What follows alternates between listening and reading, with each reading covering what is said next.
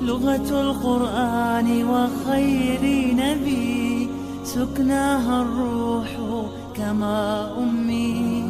لغة القرآن وخير نبي سكناها الروح كما أمي. Bismillahirrahmanirrahim. Assalamualaikum warahmatullahi wabarakatuh. Alhamdulillahirabbil alamin. Wa bihi nasta'inu 'ala umuri dunya wad din. Wa salatu wa atammu taslim ala sayyidina Muhammadin wa alihi wa ashabihi ajma'in. Allahumma akhrijna min dhulumatil wahmi wa akhrijna bi nuril fahm waftah 'alaina bi ma'rifatil ilmi wa sahhil akhlaqana bil hikmati waj'alna mimman yastami'una al-qawla fayattabi'una ahsana. Subhanaka Allahumma la ilma lana illa ma 'allamtana innaka antal alimul hakim. Amma ba'd. Pertama-tama mari kita mengucapkan kesyukuran kepada Allah Subhanahu wa taala pada malam ke-15 ini. Alhamdulillah ibadah kita masih terus berjalan dan kita berada di antara sahabat-sahabat umat mukmin yang terus menjalankan ibadah Ramadan dan terus bersemangat mengisi seluruh malam-malam dengan salat jamaah, tarawih dan ibadah-ibadah tambahan. Bapak Ibu jamaah tarawih dirahmati Allah Subhanahu wa taala. Salah satu pesan Nabi kepada umatnya adalah balighu anni walau ayatan wa haditsu an bani Israil wala haraj. Faman kadzaba alayya muta'ammidan falyatabawwa maq'adahu minan nar. Sampaikanlah sesuatu dariku walaupun itu satu ayat. Ceritalah tentang kisah Bani Israel sebagai informasi dan cerita-cerita keimanan. Wala haraj, itu tidak apa-apa. Faman kadzaba alayya muta'ammidan falyatabawwa maq'adahu minan nar. Barang siapa yang bercerita dengan ada kedustaan di dalamnya, maka hendaklah kedustaan di dalamnya tentang api, maka hendaklah menempati tempatnya di dalam api neraka. Hadis ini menganjurkan kita untuk banyak memberikan informasi keagamaan, tetapi harus diikat bahwa informasi itu tidak boleh berkenaan dengan satu hal kebohongan, tetapi harus benar. Untuk mewujudkan itu dalam hal taubat, beberapa ayat di dalam Al-Quran perlu kita perhatikan. Yang pertama adalah wa tubu ilallahi jami'an ayyuhal mu'minun la'allakum tuflihun. Bertobatlah kalian semua hai orang-orang yang beriman agar kalian beruntung. Yang kedua adalah ya ayyuhalladzina amanu, hai orang-orang yang beriman, tubu ilallahi taubatan nasuha. Bertobatlah kepada Allah dengan cara nasuha, dengan sebenar-benarnya taubat. Menurut Umar bin Khattab radhiyallahu taala anhu, sahabat Nabi, yang dimaksud dengan taubat dan nasuha adalah taubat yang berjanji kepada Allah tidak akan kembali lagi dengan perbuatan itu, sebagaimana air susu sapi yang sudah diperah itu tidak akan mungkin kembali ke dalam tempat. Seperti itu penjelasan daripada Umar bin Khattab radhiyallahu taala anhu.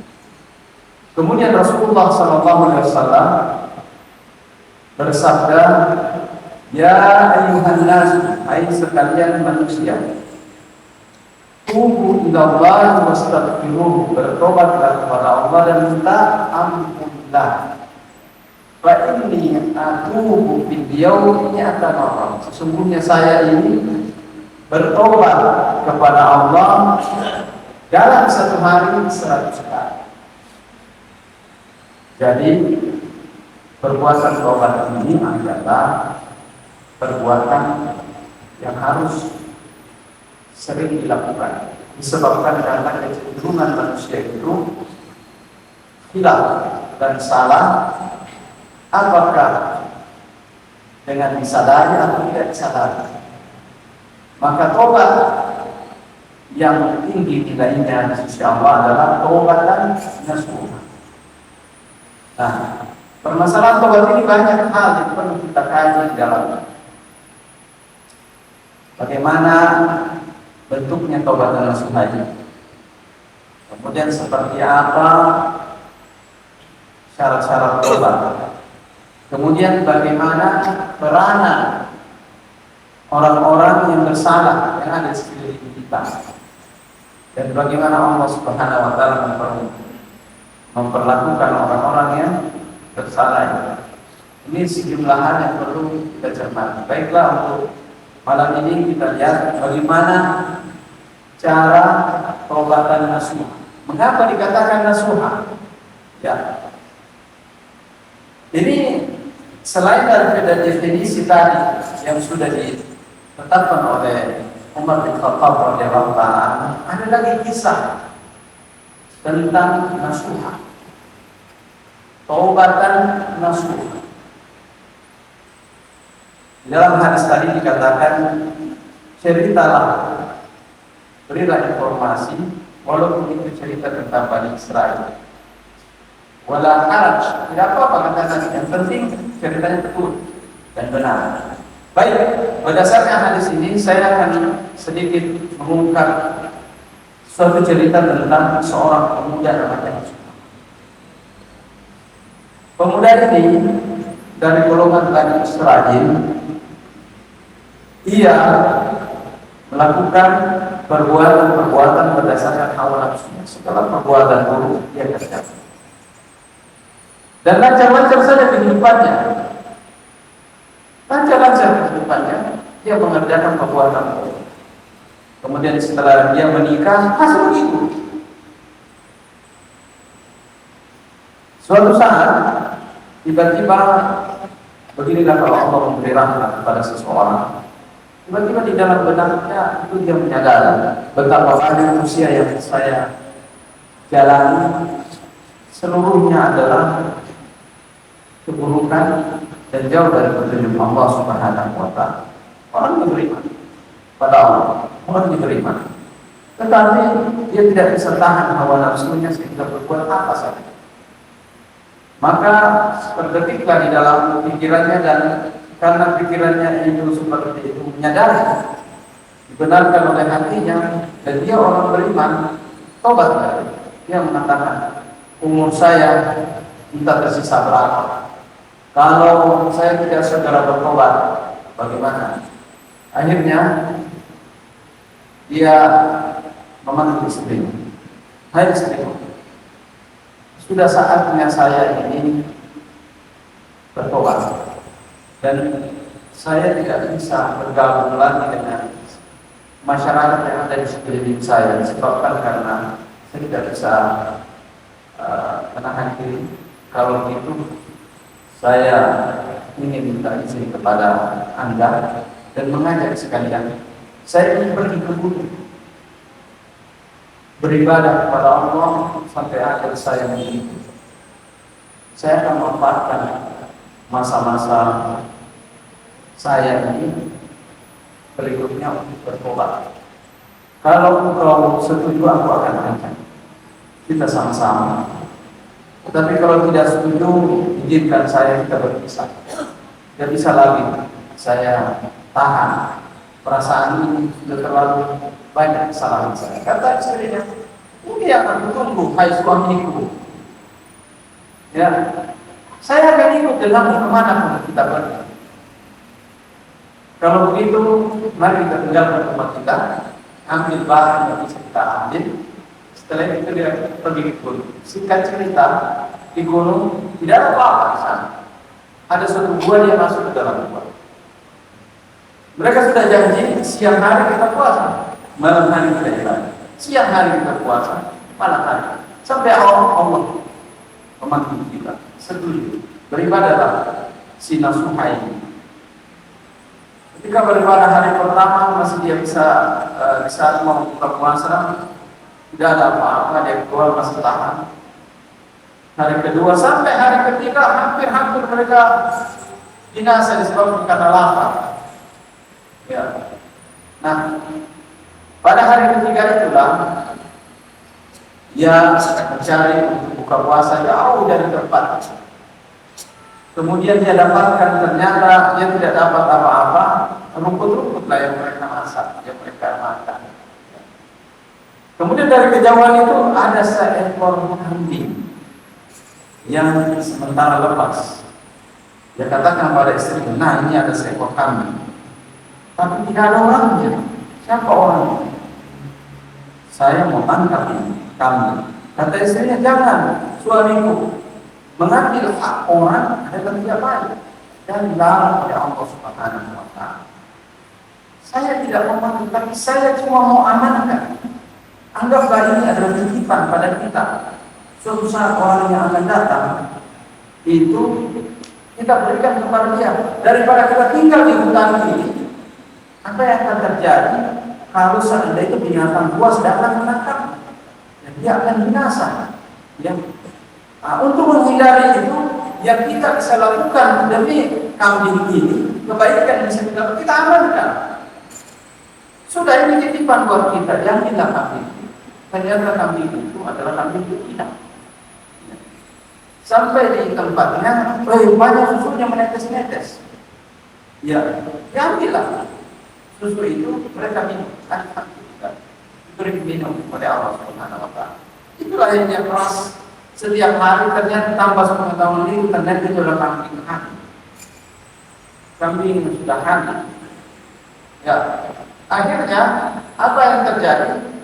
Kambing itu kemudian itu melahirkan 2 ekor, satu jantan, satu betina. Kemudian dia pelihara menjadi banyak kambing. Akhirnya dia jual setengah. Lebih baik kita jual setengahnya, kemudian diberikanlah biji-bijian untuk bercocok tanam. Cocok tanamnya pun berkembang luas, berkembang. Akhirnya dari hasil peternakan dan pertanian itu dia panggil orang kerja di tempat itu. Panggil orang kerja, segala pegawainya, segala ini. Kemudian dia dari hasil itu dia bangun rumah-rumah. Kemudian diumumkan siapapun fakir miskin yang ada di sekitar sini atau kota lain, silahkan datang ke sini diberi makan dengan gratis. Berdatangan orang berbondong-bondong. Akhirnya tempat itu menjadi penuh oleh orang. Akhirnya berpikir bagaimana supaya terjadi kebaikan ini, tidak ada yang bertengkar dan seterusnya. Dipanggillah orang-orang yang kuat untuk menjadi tentaranya. Akhirnya terbentuk satu kerajaan. Dan semua orang makan di tempat itu dengan gratis, luar biasa. Akhirnya jadilah dia raja di tempat itu, di pertuan, ya, semua tindakannya apa, semuanya itu yang didengar. Tetapi tetap pekerjaannya adalah beribadah dan siang dan malam. Setiap hari dia berpuasa, malam hari dia beribadah. Begitu terus nasuhai. Sampai suatu saat Allah Subhanahu wa Ta'ala mengujinya dengan matanya. Ya. Namun dalam keadaan buta itu tetap dia menerima orang-orang yang susah dan punya hajat, pinjam sesuatu dan seterusnya. Maka Allah Subhanahu wa Ta'ala mengutus seorang malaikat, tiada lain adalah malaikat Jibril alaihi salam, adalah menyamar menjadi seorang pemuda datang kepadanya. Ada tamu di luar, silakan masuk. Ketika malaikat Jibril masuk, ada seorang pemuda, ada apa? Ada hajat apa yang bisa saya bantu? Dia katakan, Tuhan, saya hanya mau menyampaikan beberapa tahun yang lalu di tempat ini, sekitar ini saya kehilangan seorang seekor kambing, di mana Kemudian saya tahu bahwa ternyata kambing itu Anda yang ambil. Ya. Bagaimana bisa saya mendapatkan kambing saya?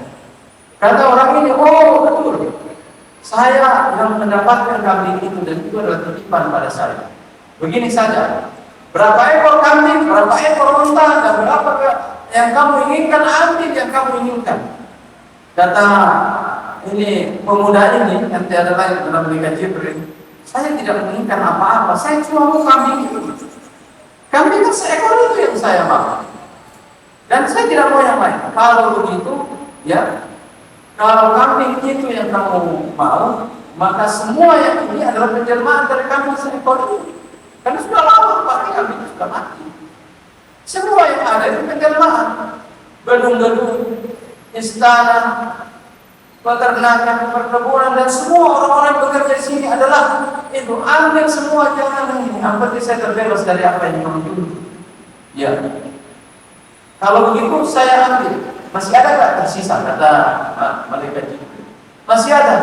Oh iya, masih ada. Baju yang saya pakai ini, baju mewah yang dia pakai istri saya.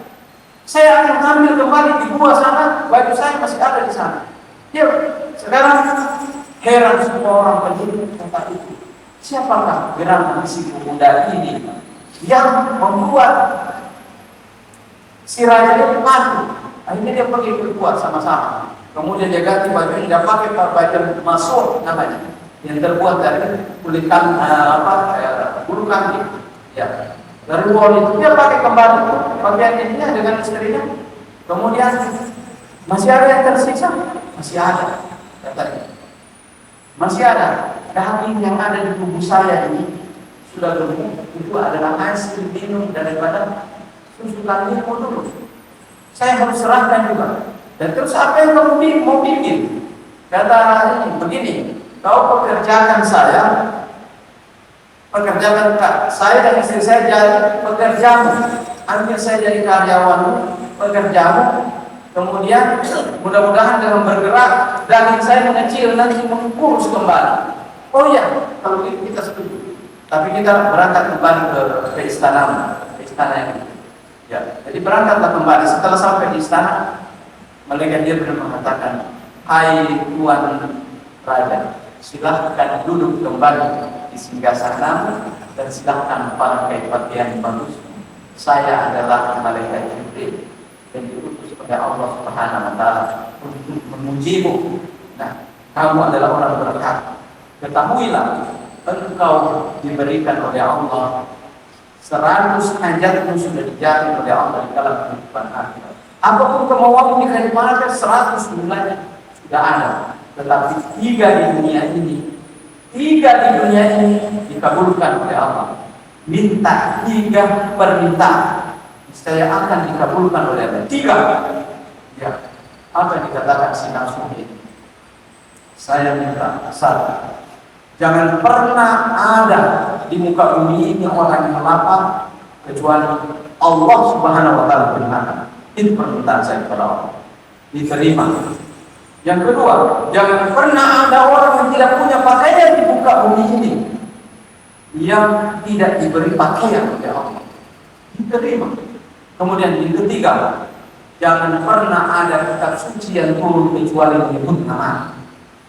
Katakan kejenuhan diterima. Ketika Taurat turun, dalam kitab Taurat tersebut namanya Nasuha.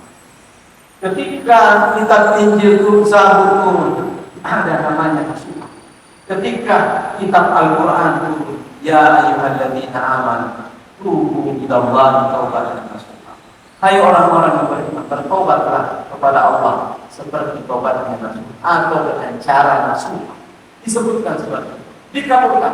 Inilah kisah tentang Nasuha, seorang yang beriman kepada Allah Subhanahu wa Ta'ala, taubat dengan taubatan nasuha.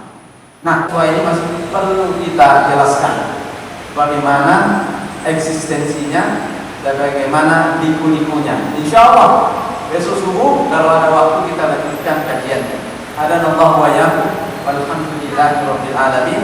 Wallahu waliyul mu'minin wa waliyul muttaqin. وعليم بالمتقين. والسلام عليكم ورحمة الله وبركاته.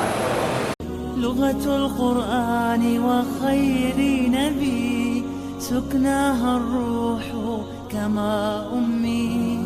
لغة القرآن وخير نبي سكناها الروح كما أمي.